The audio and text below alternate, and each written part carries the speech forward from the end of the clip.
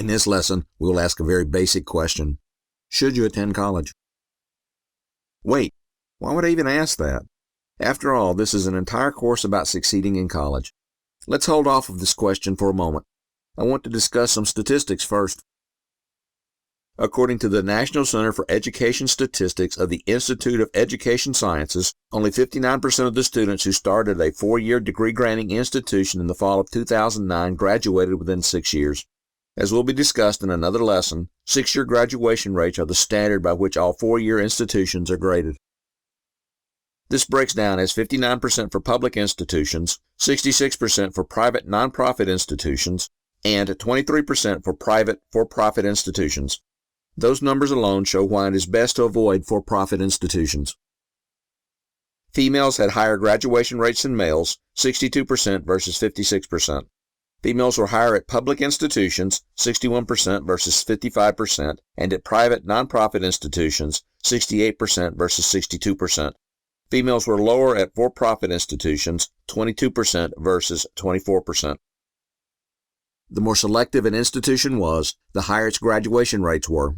4-year institutions with open admission policies, that is, they accept everyone who meets some minimum standard, had only a 32% graduation rate.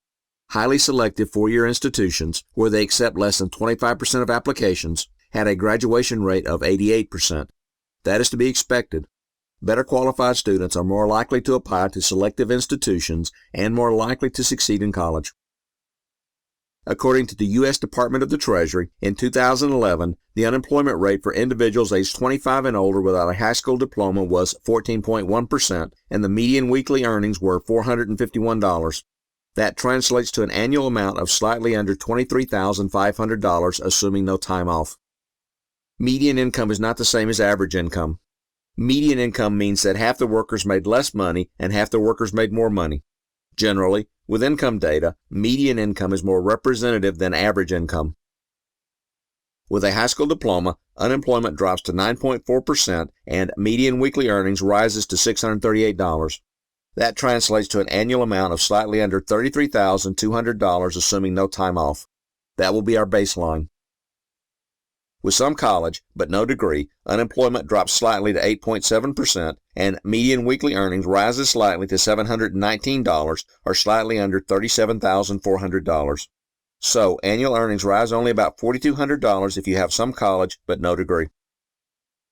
Finally, with a bachelor's degree, unemployment drops significantly to 4.9%, and median weekly earnings rise very substantially to $1,053, or slightly under $54,800. That is an annual increase of $21,500 over a high school diploma and $17,300 over some college. As you can see, the benefits, both in education and unemployment, are minor for starting college but not finishing. According to the Georgetown University Center of Education and the Workforce's publication, Good Jobs That Pay Without a BA, a state-by-state analysis, there are currently 123 million workers employed in the U.S. economy. Of those 123 million, 75 million do not have a bachelor's degree. That is well over half the workers. Of those 75 million workers without a bachelor's degree, 30 million of them have a good job. The Georgetown University Center on Education and the Workforce defines a good job as $35,000 per year for a worker under 45 and $45,000 a year for a worker 45 and older. Furthermore, in 2015, those workers holding a good job had a median income of $55,000 per year.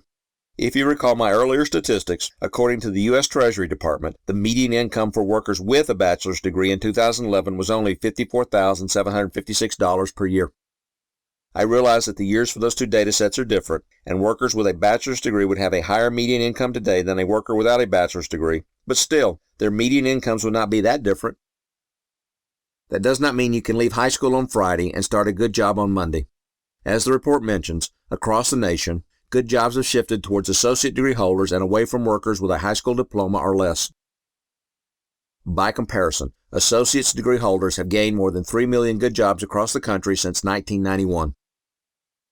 While not mentioned in the study, it is likely that a number of these good jobs were also held by workers who either attended a trade school or went through an apprenticeship program. When I Googled highest-paying jobs without a degree, over 900,000 web pages showed up in the search. Personally, I would take many of these with a grain of salt.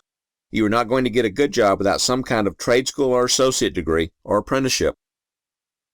One that I found that sounded reasonable was from tradeschool.net.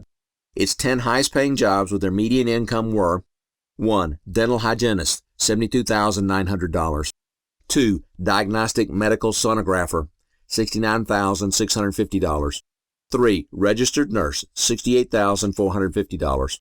4. Web developer, $66,450. 5. Respiratory therapist, $58,670. 6. Cardiovascular technologist, $55,570.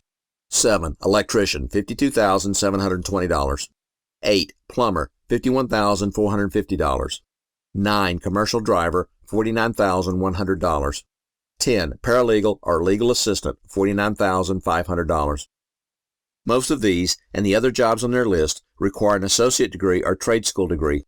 However, some of them, like say electrician and plumber, could also be obtained via apprenticeship.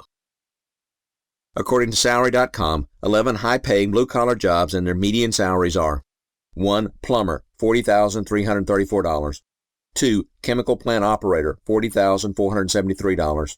3. Medical laboratory technician, $41,737. 4. Executive housekeeper, $44,459. 5. Firefighter, $44,597. 6. Bricklayer, $45,965. 7. Derrickman, $46,072. This is someone who works on an oil derrick. 8. Police officer, $50,089. 9. Personal trainer, $53,056. 10. Dental hygienist, $62,220. 11. Locomotive engineer, $62,995. And no, I cannot explain why the median incomes given here are different than the ones from tradeschool.net.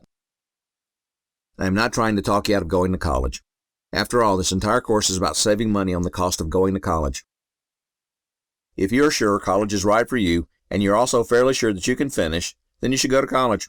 I just want you to understand that there are alternatives to college that can lead you to earning decent wages. Alternatives to college, like trade school, two-year schools, and apprenticeship programs, are much less expensive than college. Additionally, they are quicker to complete, so you can get to work sooner. And remember, if you do decide to try an alternative path, you can always go to college later. Personally, I went to college at night while working full-time in a blue-collar job in the military. If you do decide that college is for you, either now or later, then the rest of this course will help you save a bunch of money on that college education.